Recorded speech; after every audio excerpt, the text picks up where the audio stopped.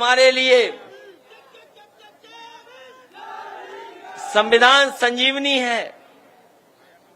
ये हम चाहते हैं देश संविधान से चले, लेकिन कुछ लोग अपने अहंकार से देश को चलाना चाहते हैं।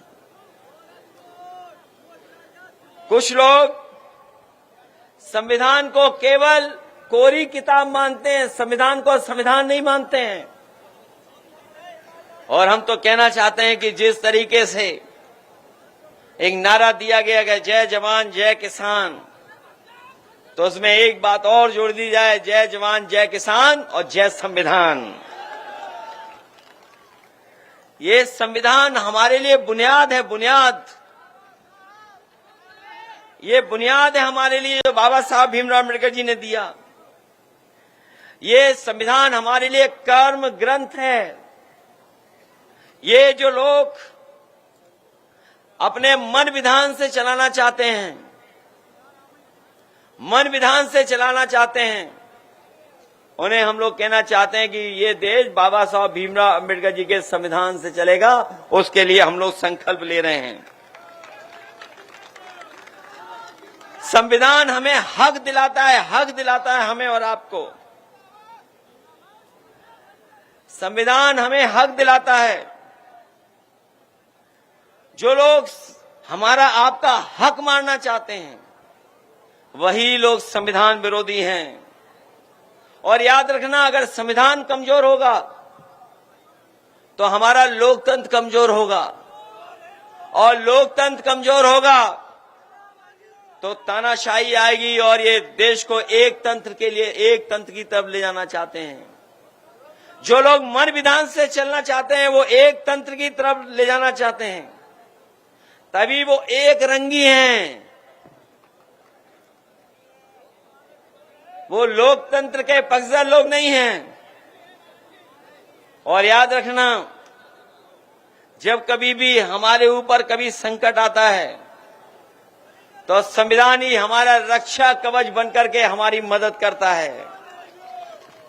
और संविधान ही हमारी ढाल है, और संविधान ही हमारी पहचान भी है। संविधान ही हमें सुरक्षा दिलाने का काम करता है, और संविधान ही हमें शक्ति देने का काम करता है। इसलिए संविधान को कोई भी ठेस पहुंचेगी तो हम समाजवादी लोग एक होकर के पीडीए परिवार की ताकत बनाने का काम करेंगे। और याद रखना कि अभी तक तो पीडीए को बचाया संविधान ने।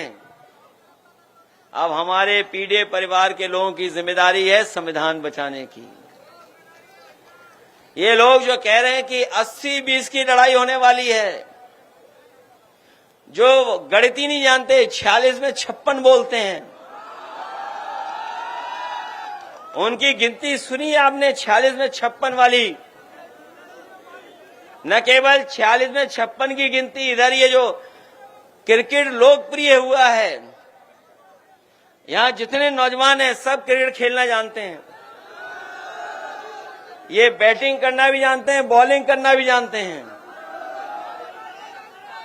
लेकिन बताओ, हमारे मुख्यमंत्री जी को कभी क्रिकेट खेलते हुए देखा है आपने? उनको एक बार हमने भी देखा क्रिकेट खेलते हुए। बॉल 3 बार टप्पा मारी, तब भी मार नहीं पाए। और न केवल उन्हें क्रिकेट खेलते हुए हम लोगों ने देखा है, बल्कि हम लोगों ने उन्हें एक टांग पर खड़े होकर के योगा करते हुए देखा है। और कितनी बड़ी बड़ी बातें कर रहे हैं, सोचा कभी आपने?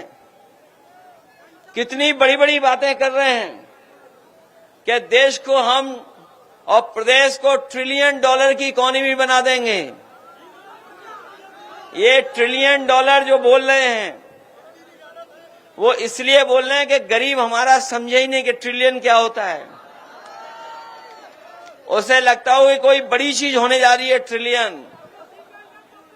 इसलिए मैं कहना चाहता हूं, ये धोखा दे रहे हैं। और क्या कहते हैं कि अर्थव्यवस्था हमारी और आगे चली जा रही है। बताओ, पूरा देख लो, सड़क के आसपास गांव गेहूं खड़ा हुआ है। बताओ, कहीं कोई कीमत दे पा रहे हैं आज? और याद कीजिए, यही भारतीय जनता पार्टी के लोग हैं जिन्होंने कहा था कि किसानों की हम आय दोगुनी कर देंगे। बताओ, ये गेहूं लेकर के आए हो, क्या आय दोगुनी हो गई तुम्हारी? और आय दोगुने का कौन सा हिसाब किताब लगाएं, ये भारतीय जनता पार्टी के लोग बताते ही नहीं हैं।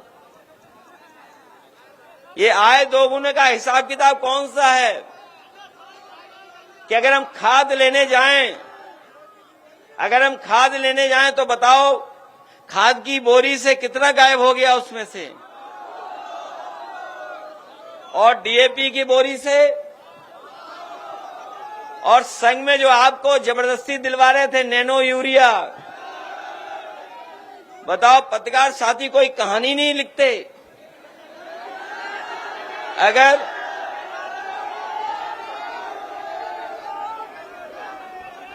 अगर सांड से गाड़ी टकरा जाए,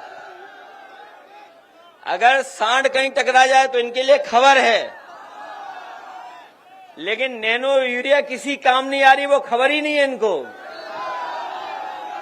बताओ किसान भाइयों, नैनो यूरिया खरीदवा दी आपसे कि नहीं खरीदवाई इन्होंने? और ये तो महेवा है, यहाँ तो बहुत पढ़े लिखे बुद्धिजीवी लोग रहते होंगे। बताओ, नैनो यूरिया से कौन सा खेती को लाभ हो रहा है?